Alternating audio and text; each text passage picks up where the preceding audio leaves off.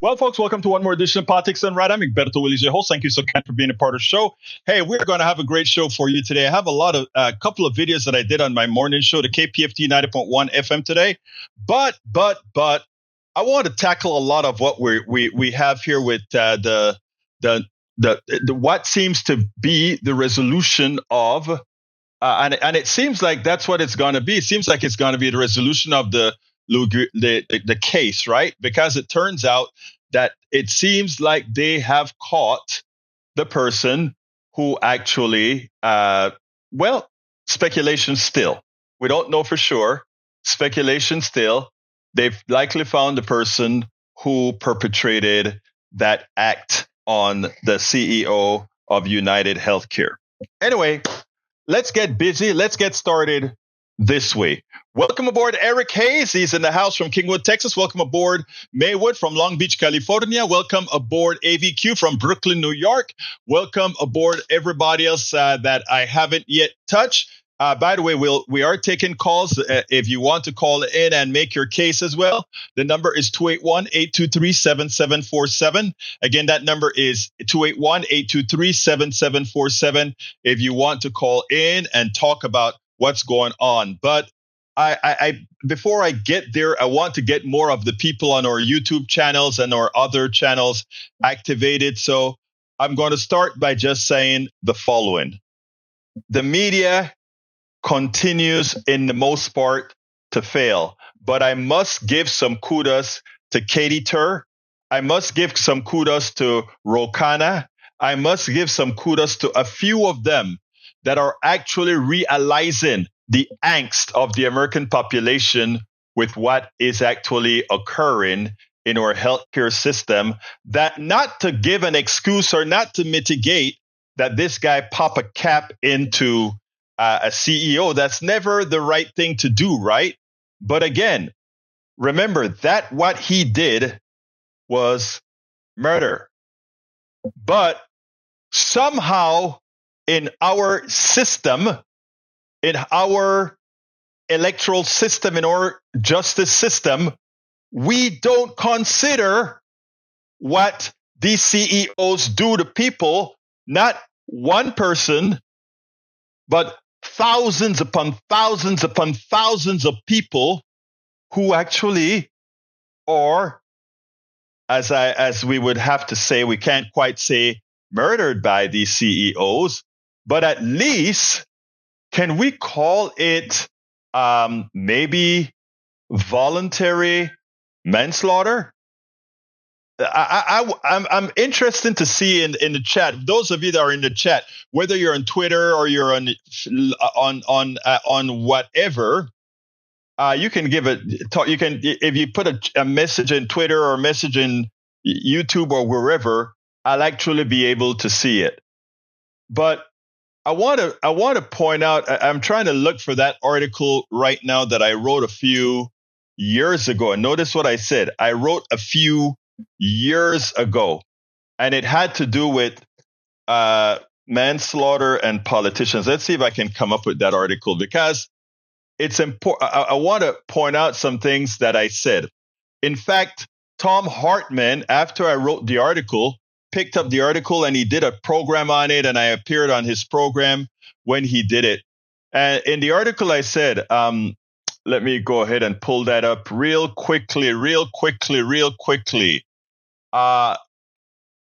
There we go. I'm going to put that on the screen right now. And in that article I said, political malpractice kills and the perpetrator should be dealt with accordingly. Of course, what I meant when I said accordingly, I meant CEOs like this guy didn't belong in front of an investor conference saying how much he's making for the company, because we have to realize that he has made all that money by denying all those people justice, by denying, not justice, but denying them health care. So in this thing, I said, we give a lot of lip service to holding politicians accountable, but how often do we actually hold them to account? The answer is rarely. But if we treated political malpractice like the violent crime that it is, we would likely get much better service from political servants, right? It may seem extreme to talk about political malpractice, but unless we ultimately decide to do so, innocent people will continue to die. The big news today isn't that a lot of people today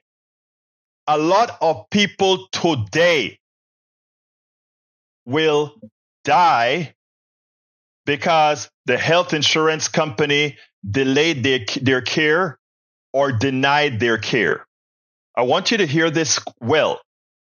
Thousands of people will die today because our politicians who are malpracticing politicians have ceded our health care to private insurance companies who profit from denying us services. And that's the reason many will die. So those perpetrators of that ill, those perpetrators of that sin will actually get off.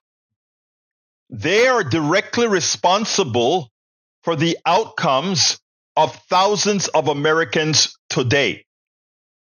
They'll pay no price. But what's his name? Luigi Mangione, correctly so, if he is found to be the ones who goes ahead and found guilty of this assassination, if you will rightfully go to jail to pay for his crime. But now Mike Cisak said, "Oh, his family is a damn, the people he's related to." Yeah, I would expect that. I would expect somebody that so cares about the destructive nature of our healthcare system to have been able to put his life, to destroy his life forever.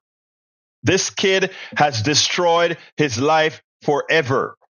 Yeah, I would expect that person to be, I'm not going to run away from saying this dude was a progressive, because that's what it seems like from what I saw on his Twitter account. I visited his Twitter account, etc., and saw some of the writings that he did, etc. Yeah, I'm sorry, he is.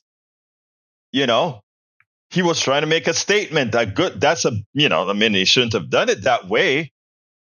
But again, he's going to pay.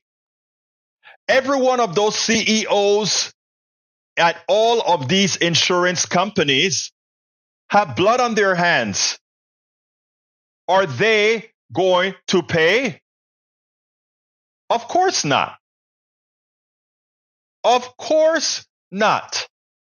Because the way the laws are written, some people can be guilty of manslaughter based on what the definition of manslaughter is, whether involuntary or voluntary, and others just pay with their life. So, folks, I want it to be very, very clear that by no means is this program or any progressive that I know is there justifying what Luigi Mangione is purported to have done. But we do understand that his sin is no less than the sins of the CEOs. In fact, his sin took out one person. But the sins of that CEO, the sins of those who are elected to run that company, not elected, the sins who are appointed for that company, was to eliminate thousands of Americans for a profit. And not only just a profit, but a large, large profit. Think about that, people. before you go ahead and do any judgments. And luckily, the American people have fallen on the right side of decency in this regards. Whereas they are not condoning the person who killed the person who unalived that person, that CEO, but they are using that unaliving. They're using it to point out exactly the evil within the private health insurance company, the for-profit insurance company. So let's be clear here. Those of us that are progressives, those of us that want, that have a soul, those of us that believe in people, those of us that have values, we shouldn't. Let me tell you what's going to happen on the right at this point in time. They're going to try to use Mr. Luigi, or rather Mr. Mangione. They're going to try to use Mr. Mangione as, look at what the liberals, the progressive do. What I'm saying at this point, my brothers and sisters, do not embrace the crime, but immediately make the switch. Immediately make the switch, those of you that are progressives, to the healthcare system and why it must go from nonprofit to a single payer healthcare for all system. This can be a catalyst to wake Americans up. This can be a catalyst to open people's minds to the evil that is our current healthcare industry. So, you know what they say, take lemons and make lemonade. So as soon as they bring that stuff about progressives, went ahead and took out this guy, flip it around. Remember that these guys, while he did a wrong thing, these guys unalive Americans daily by the thousands. They unalive Americans daily by the thousands with their neglect. And we can stop it now. And how can we stop it? We can stop it by having Medicare for all. And you know what? Medicare for all is cheaper. And you know what? Medicare for all ensures that all those who need a particular care will get it. But we have to hold the bull by the horns now and do it. And that's why I said it is imperative right now that progressive media take the bull by the horn, because, you know, we're going to have Katie Tur and maybe Ali Velshi and the good reporters at MSNBC and a few at CNN. They're going to hold the bull and take it as far as they can. But they're not going to take it far enough, because they're not going to come out and say that the for-profit health insurance system is a cancer, that the for-profit healthcare system is a cancer. It's a killer. And that the perpetrators, the people who lead these organizations for profit over profit. After all, he was at an investor conference in New York. They were going to go ahead and talk about the greatness of the profits they're making. Do you know, it's over now, but all those commercials on TV trying to get you to buy Medicare Advantage, all of them on TV trying to get you to buy Medicare Advantage to give you lower care than you would get from the real thing. These guys have hoodwinked Americans into buying stuff that screws them. It is time, people. It is time. It is time. It is time. It is time. So, again, my word to you is to not buy into when they try to tell you, oh, you're being woke, or buy into trying to say, oh, you know what? It turns out is a progressive who did that violence, and try to string it on to what occurred on January 6th. You know, they're going to try to do all that kind of crap. Don't buy into it. So here is a marching orders for progressives. Progressives, here are our marching orders. As soon as anyone brings up in a negative light what Mr. Luigi Mangione has done, which again, it's a wrong thing. Immediately flip it to, it was directed by the industry that has consistently and continuously harmed people, hurt people, unalived people. The narrative must be changed immediately. The narrative should not be on Mr. Thompson, who got $10 million a year for doing nothing. $10 million a year. That is your premiums going to pay that guy $10 million a year. Undeserved, entirely undeserved. Because that is just welfare going into his pockets. He does nothing for it. He pays a bill, and he doesn't even pay the bill. He has a whole staff that pays a bill and a whole staff that cons Americans into the policies that he sells. Okay? So let's get with the program, folks. This is where we go on offense. I repeat, we go on offense.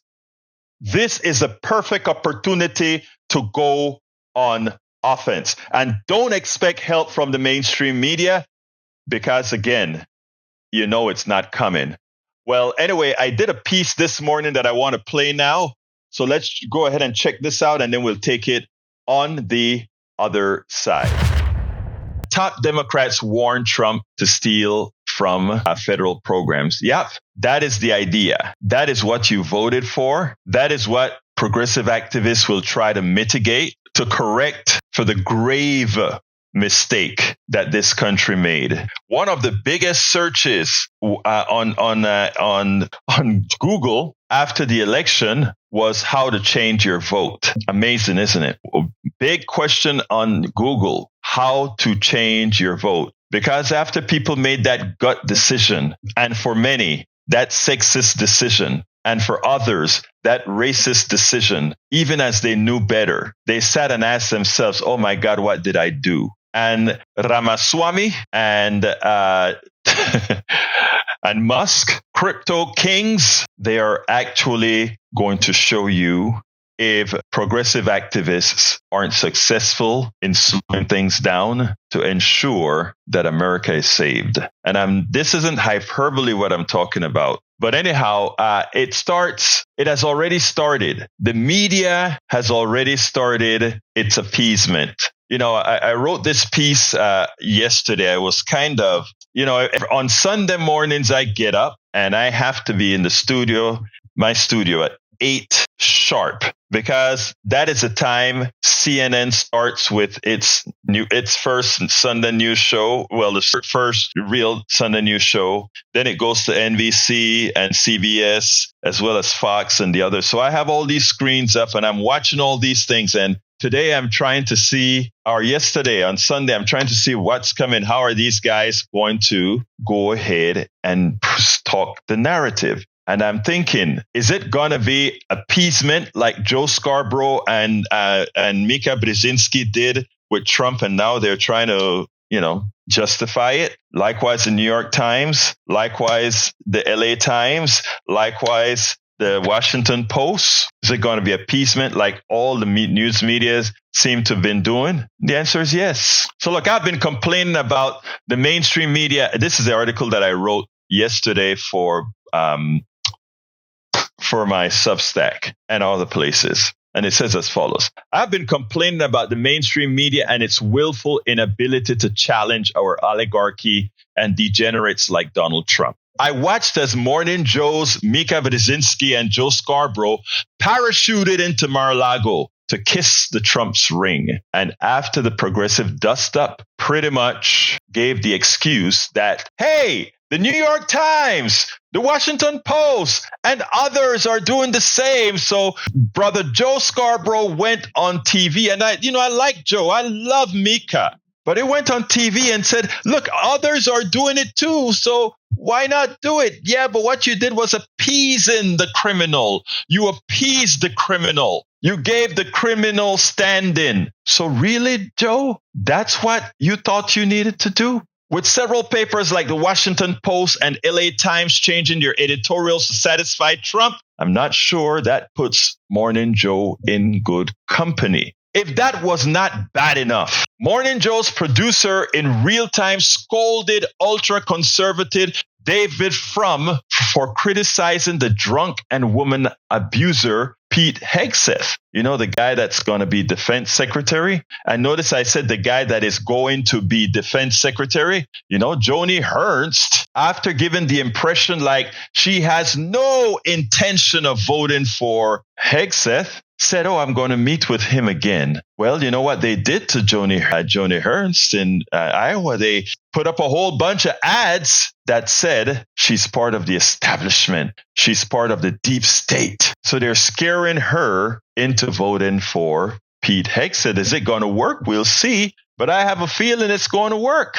What did he say? What did ultra-conservative David Frum say on a purported to be relatively liberal station, MSNBC, that got the MSNBC producers to give him a hard time, to criticize him in real time? Hey, you better watch what you're saying, Frum. All he said was the truth. He said about Hegseth, if you are too drunk for Fox News, you're very, very drunk indeed. After that commercial break, Mika also issued an apology calling the true statement flippant. She said what he said after Frum left the studio and after the break, she called it flippant. He told a truth and she called it flippant. Frum criticized the Morning Joe fiasco in an article he wrote for The Atlantic titled The Sound of Fear on Air. In other words, the takeover of the media by the oligarchy is complete. The sound of fear on air. It's like we are back in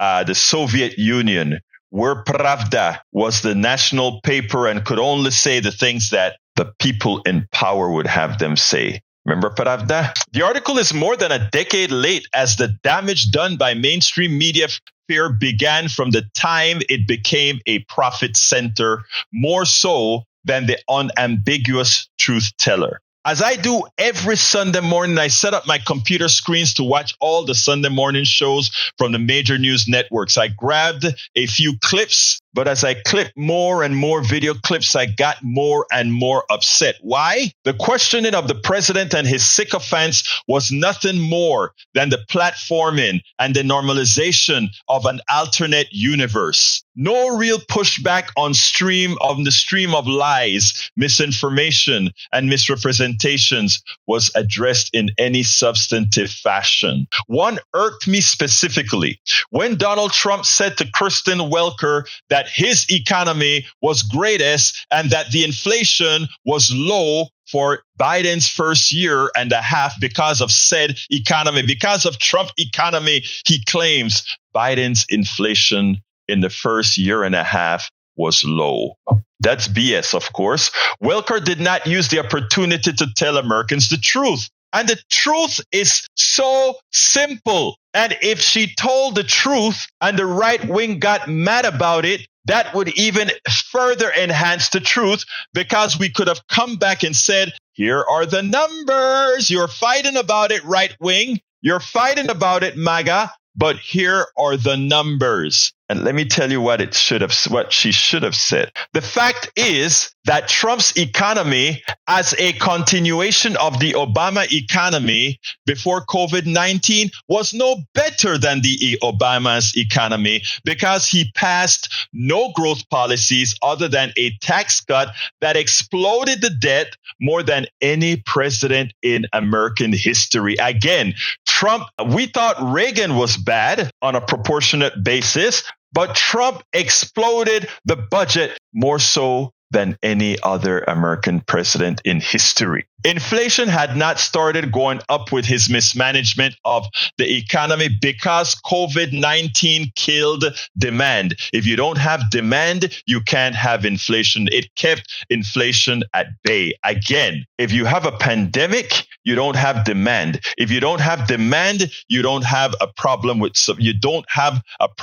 people buying, and as such, prices either fall or stay the same. It's a mathematical truth. It's a mathematical fact. It's an economic Fact. As soon as we emerged from COVID-19, his inflationary policies took hold, applying tariffs not to protect American industry, but to tax Americans to help pay for his tax cut with higher prices. Same thing that he's trying to do right now. I paused from my article. The tariff that he's talking about coincides with the inflation, with the tax cuts that he wants to give to rich people, coincides with also what Vivek Ramaswamy and Musk wants to do with respect to their efficiency program, right? Because their efficiency program actually leaves everything untouched. Not touched, I mean. They said even Social Security is on the cutting block. Medicare is on the cutting block. So all of you folks who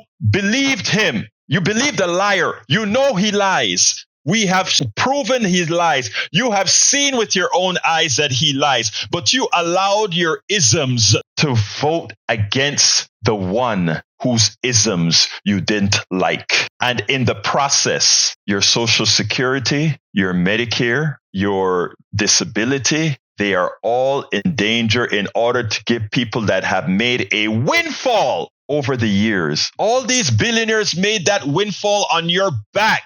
They used you. While productivity, Americans are great workers. Americans are the best. When people tell you we work, brothers and sisters, we work.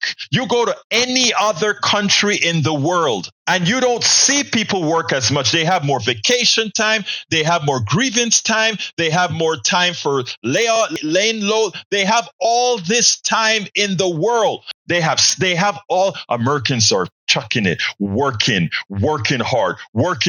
And at the same time, the billionaires are telling you you're not working enough because you don't know how bad it is that they're using you. You don't realize that you're fighting to get to work. You're not having mass transit. You having to go into the traffic. You having to do all these things. And then they tell you you're not working hard enough, or you're a slough, or too many of you are slough offs. I don't know too many slough offs in this country. They highlight the slough offs to get you pissed off because you are working so hard, and the one or two slough offs that they make an example out of, you then create a hate for what they are saying there. Brothers, we're being hoodwinked. So we are the hardest workers in the world, and they still want you to work more. Do you know that our productivity went through the roof and we got very little of that? All that money went to the oligarchs, to those folks who have billions. A few callers, specifically Brian, he gets upset when I say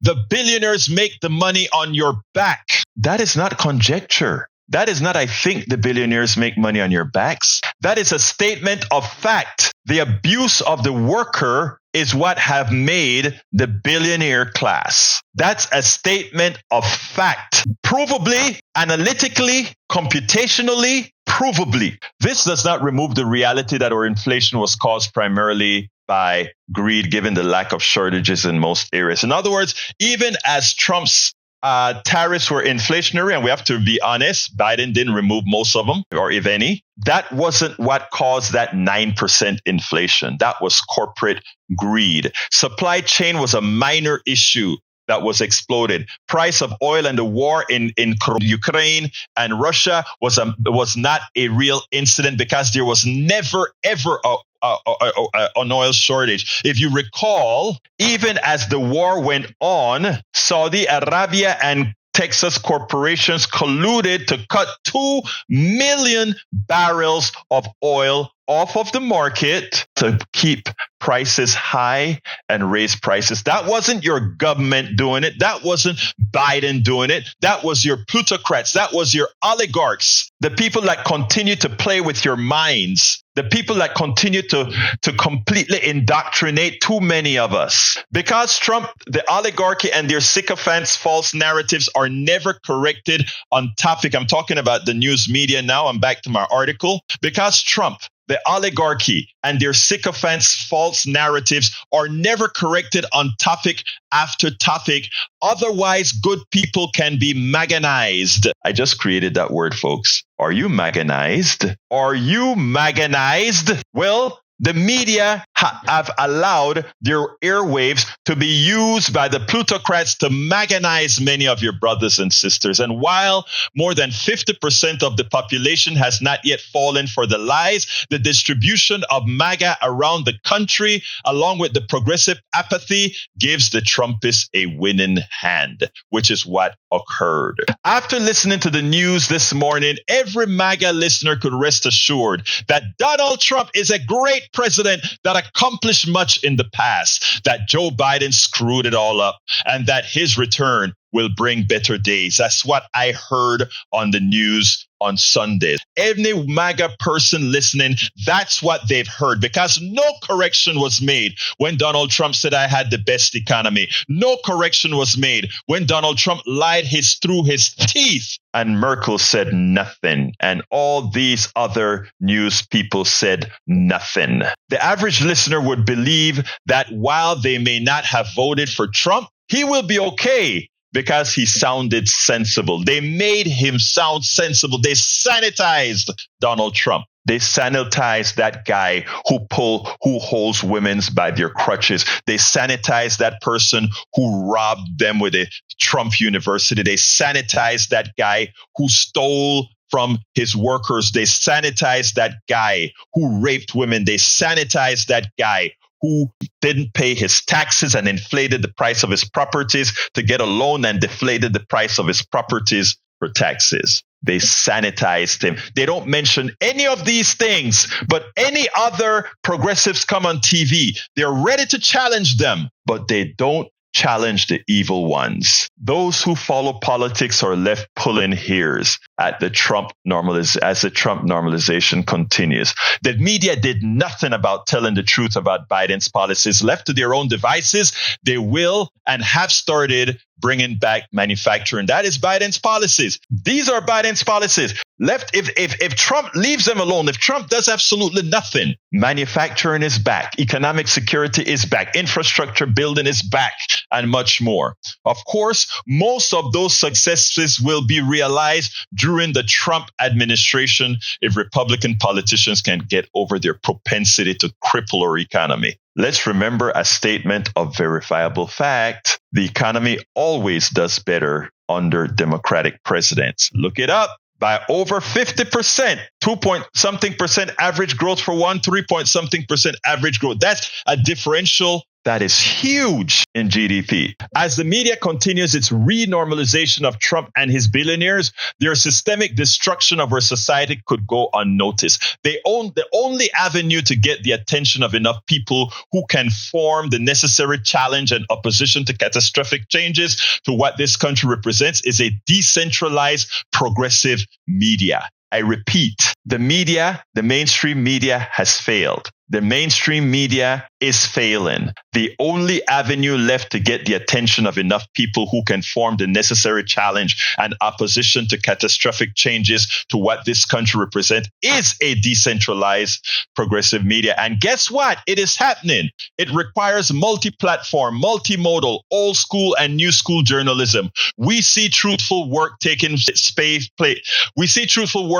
space in Substack and other newsletters, TikTok, Instagram, Telegram, emails, radio, streaming TV, videos, blog, books, flyers, threads, Blue Sky, and so on. It isn't easy to shut it all down. They may get to shut down TikTok next year, but the others, the new and the old, will resurface. Many of us activist journalists, and I mean, many of us who form part of the independent progressive networks have already had Zooms and meetups about how we're going to do this. The resistance to any bad policy attempts is ready. So as soon as bad policy is executed, we're ready. The one thing we continue to discuss is the lack of funding. Major corporations and the non-profit foundations they bankroll have no desire to fund independent media. Of course, corporate funding is non-existent. This is why every independent media network seeks popular funding and affordable small levels of support from the people who listens and the people who share,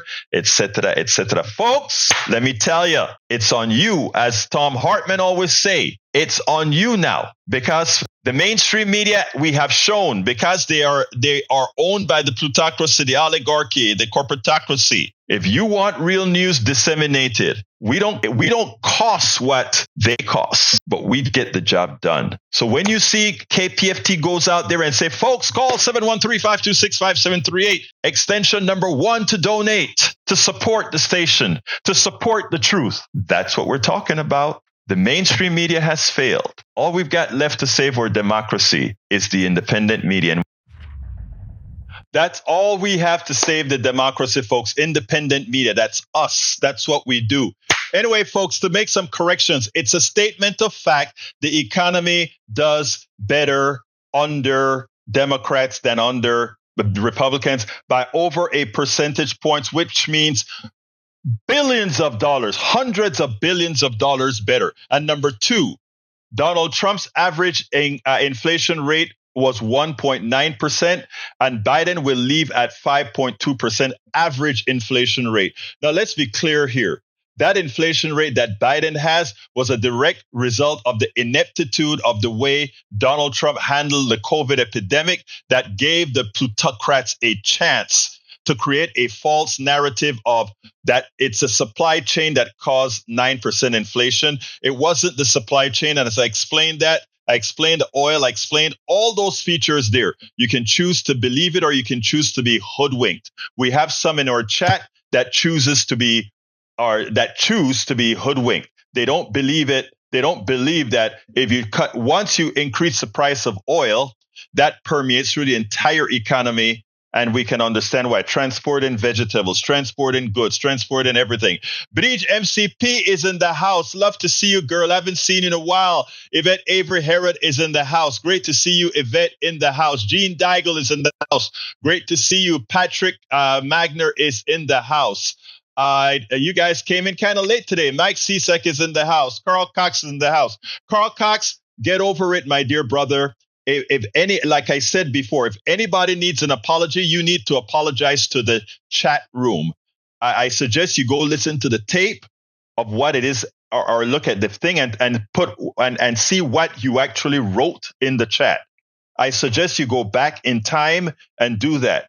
But welcome aboard, Carl Cox, and good piece that you put in there as far as the murders, et cetera, et cetera, et cetera. Now, you better get over that privilege that you think you have, brother, and let's be real progressives instead of sitting back there waiting for an apology that will not come, because, again, the apology needed is yours to the audience. Yours to the audience. Just like CSEC and others owe a huge apology for much of the racism that they put here in the chat.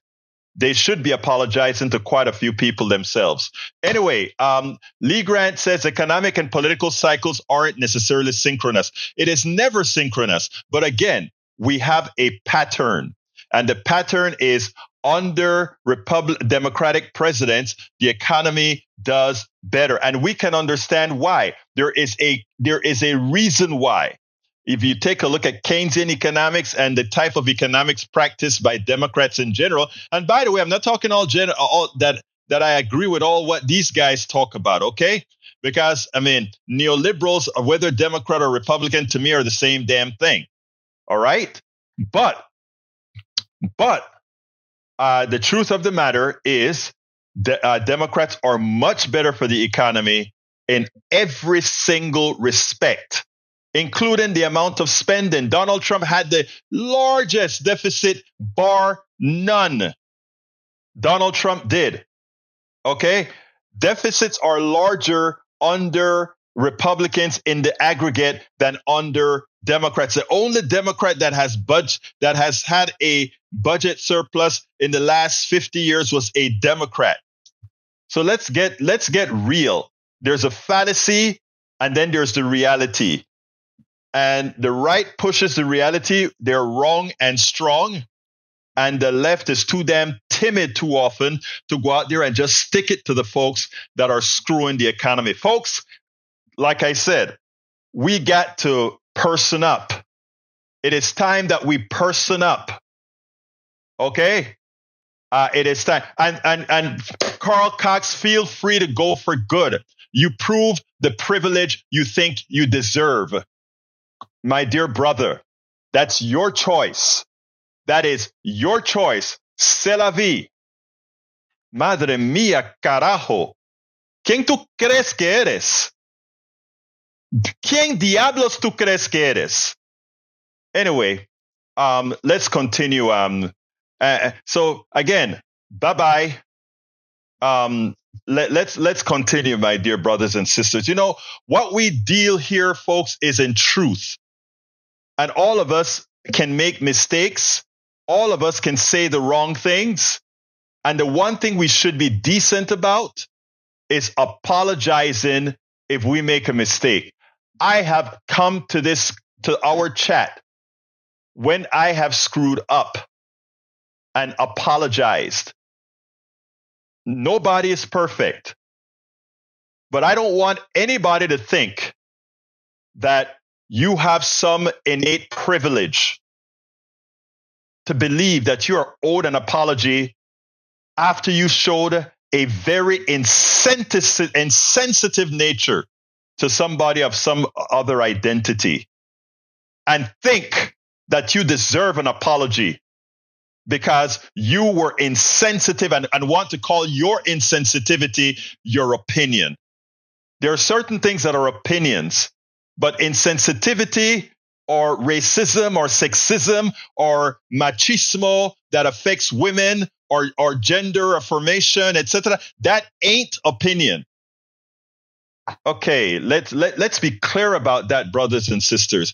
I am here to defend everybody, absolutely everybody. Okay, sorry for that infuriation. I'm sorry for that infuriation. And listen to Lee Grant. And Brother Grant is a conservative MAGA brother, supporter of this show. And he mans himself up. I disagree with the brother a lot, but he mans himself up. Or look at me getting sexist. Sorry. He persons himself up. And if I call him out, he takes it. If he calls me out, I take it. You only call me out like 3 or 4 times, brother. Okay? You didn't get all that much, but I think I've got you beat on that, brother. All right, brother, let's go ahead and put what Brother Rudnin wants for the screen. And by the way, folks, feel free to give us a call, 281-823-7747. 281-823-7747.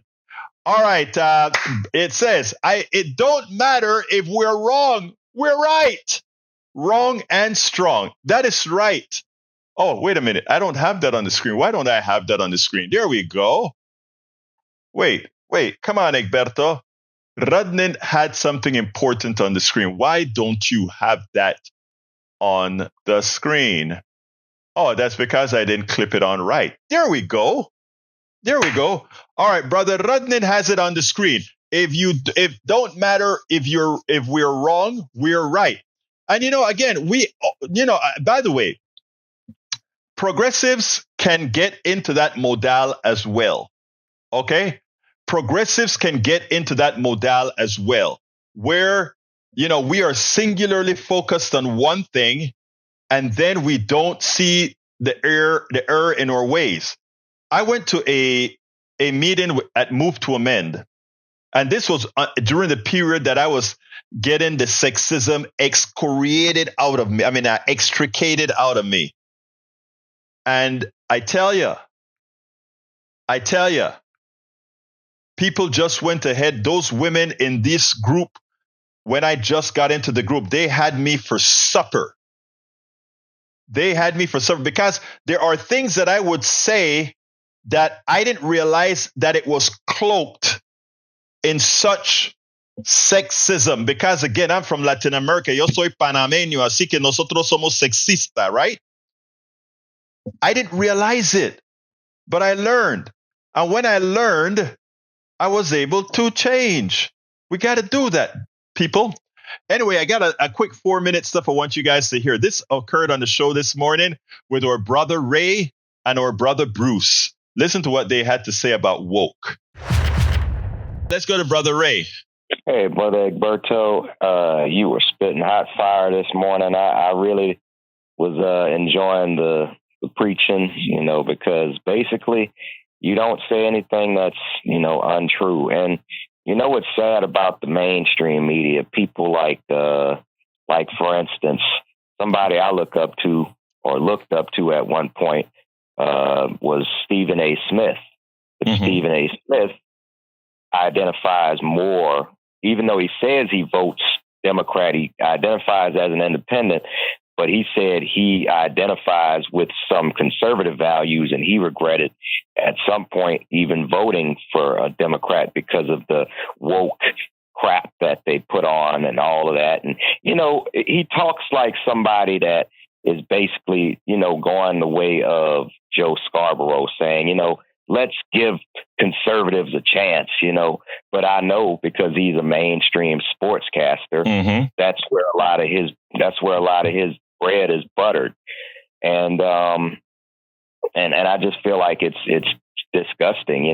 He had, actually Jennifer Lewis was on his show, and she told everybody what she really felt. Now, if I had to share my sentiments on the matter of what's going on, Sister Jennifer Lewis, America's auntie, she said it. She hit all the nails on the head. That's my sentiment is. And let me tell you about Smith. I sent him a tweet the other day because what he said was simply ridiculous. This woke thing. Let me tell you. Anytime I hear somebody said it's something they pushing this woke thing, I see a feeble mind, because it's amazing how they have allowed woke to seep into the mind as something negative. It's the same thing they did with the word liberal. They turn liberal into something negative when it is something positive. They try to turn woke into something negative when it's something positive. They turn DEI into something negative when it is something positive. That is how they function, and anybody who falls for it is feeble-minded. Because what happens is you can see the good that comes out of wokeness. Simply means I'm awakened to things and how they affect humanity, how they affect people. I am awoke. There's nothing ever wrong with being awoken. And those that fall into the redefinition of these words, like I said, feeble-minded. And I say that with respect, but feeble-minded. You have to be able to stand up for values. And once you get off of that, feeble-minded. Let's go to Brother Bruce. Come on in, Bruce. Yeah, Egberto, good morning. I want to address the caller that talked about Stephen A. Smith and woke. As a child, and I'm 70 years old, so it was in the 60s, I remember going with my family to get hamburgers at a little tiny shack on Long Point Drive, and they had separate bathrooms, one marked colored. I'll take woke. I remember being at Herman Park playing as a kid and being told, don't go to that water fountain over there. You'll catch diseases. That's the colored water fountain. I'll take woke. I went to school with a kid that had childhood polio. He's one of my best friends. Spent his entire middle school years with a steel bar up his back with a brace under his neck. Had to turn his whole body to address you when he spoke to him. He lost the brace in high school and got better, but he would take woke. I had both mumps, chicken pox, and measles as a kid. If my parents had been offered a vaccine back then, I'm sure they would have preferred woke. Woke is not a bad word. Thank you. Goodbye. Boy, Bruce, thank you for those statements. And you know what? You keep putting your voice out there, all right? Thank you for that, Bruce. That was excellent. That was absolutely excellent. Was that boss or what? He almost turned it into a poem, man. And that actually got to my heart. We also had Patrick gave called in as well. It just wasn't on the woke issue. Patrick called in earlier and spoke about what the reason was that the real USPS, why people so hate it. I have to do some thinking about that. Maybe that is one that we got to have some. Don't forget, we got a coffee date, Patrick Magner. That is one of the. I think we're going to have some coffee on that one, because I am not sure if I wanted to go where you went this morning. So let's talk about that, because I want to get more of your insight based on how you talk to your friends and so forth. I want to learn about that. So let's keep that as one of the topics for our coffee brother Magner, because I after I got off the line with you, I said to myself, I don't want to jump on that bandwagon until I have sort of more corroboration.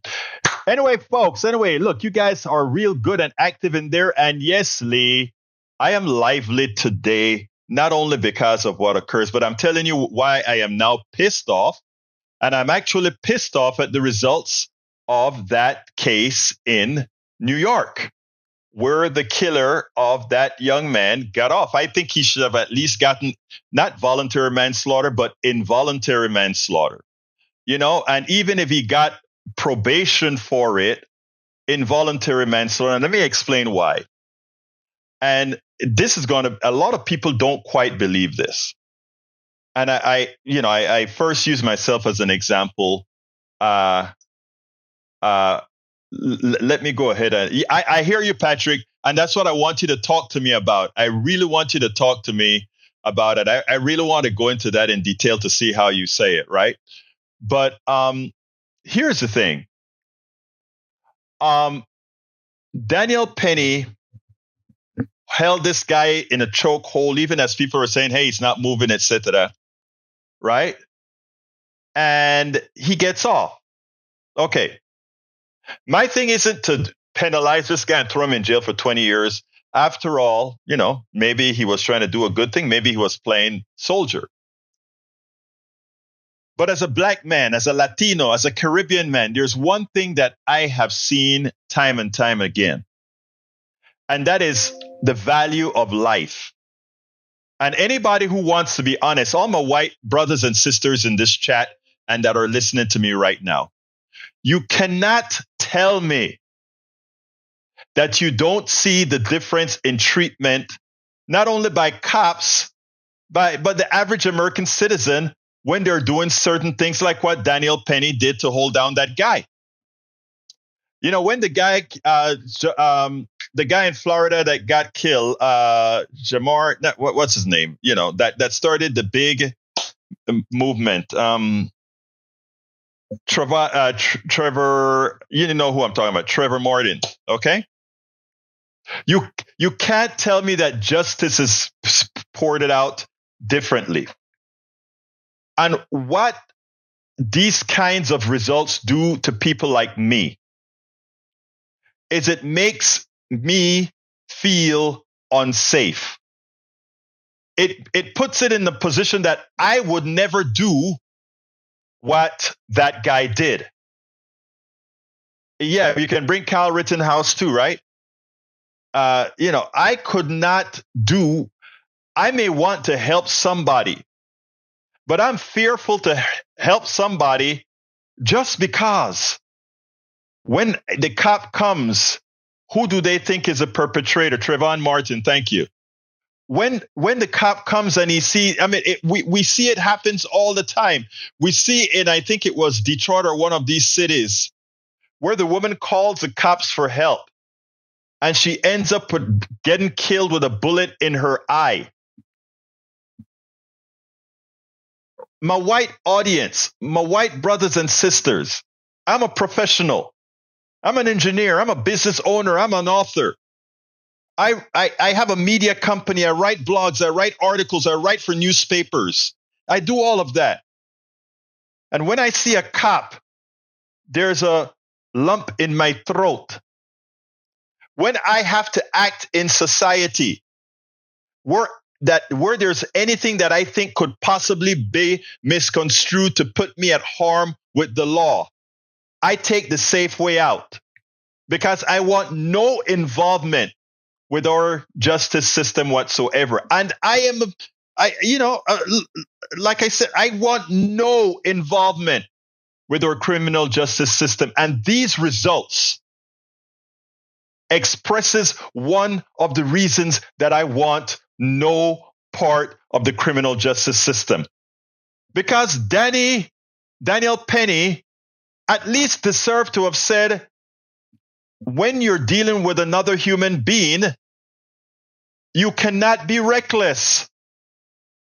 That guy didn't attack anybody. That guy had no gun. That guy had nothing other than acting because he was mentally unstable. And for that, he was killed. Now, I don't think for 1 minute that Daniel Penny wanted to kill that young man. I don't think he did. But that was the ultimate result. If I am driving a car, I don't want to kill somebody, but if I go ahead and run over that person, I will be charged with at least manslaughter and sometimes with reckless manslaughter. So to the audience that just sees it through one set of lens, I ask one favor of anybody listening to this today or on podcast.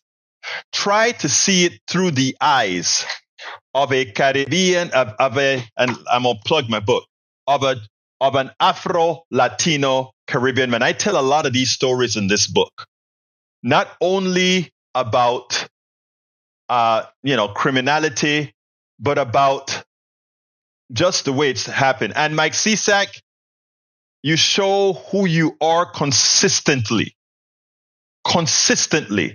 U.S. Paul Fleming says the U.S. average gasoline price dropped below $3 for the first time since 2021. Good piece of news, guys. All right, folks, we are coming close to the end of the show. We got 1 minute left. I want to ask all of you to consider becoming subscribers to our Substack. That is how we majorly fund most of what we do here. And, we are way behind. We need 2,500 people. We're just at about 10% of that right now. So I want to ask you so kindly to please become supporters of our network. And how can you do that? Go to Substack or go to politicsdoneright.com/newsletter and become a paid subscriber. If you become a paid subscriber, you get to read all 5 of my books online. All 5 of my books, you can read all 5 of them. And any new book that I write, you also have full access to it. So why not do that today? Go to politicsdoneright.com/newsletter. Of course, there are many other ways that you can support the station with different contributions. You can go to politicsdoneright.com/support, politicsdoneright.com/support, and that has all the different ways in which you can support us. But the ideal way, which costs less than a coffee, is politicsdoneright.com/newsletter. We need about 2,500. We've just cracked 10%. I'm hoping we can crack about, close to, 33% by the end of the year. I don't know if we can do that, but you can help us get there by becoming paid subscribers. I got to get out of here because I've got another interview right now. So look, folks, thank you all. I love you all. Absolutely every one of you that are listening to the program. Please keep coming back because I tell you what, we, the independent media, more than ever is needed. And one message to to Lee Grant. Progressives don't say the media is fake news. We say the media is timid news. There's a difference. Timid news because they're scared of Trump coming into office. And that's what we're talking about. Anyway, love you all. My name is Egberto Willies. This is Politics Done Right. And you guys know how I end this baby. I am what? Out! We spend a lot of time deconstructing the news, trying to parse it into a form that everybody can understand. We try to find those little nitpicks where it flies above the fray, etc. If you really like these videos that we do, I want to ask a big favor. Please go ahead. Number 1, subscribe to our channel. And number 2, please join if you can. Thank you so kindly for watching. Keep watching. Please remember to share. We must populate the entire internet with our progressive message, a message that we know is what most Americans say that they want. So help us, please join.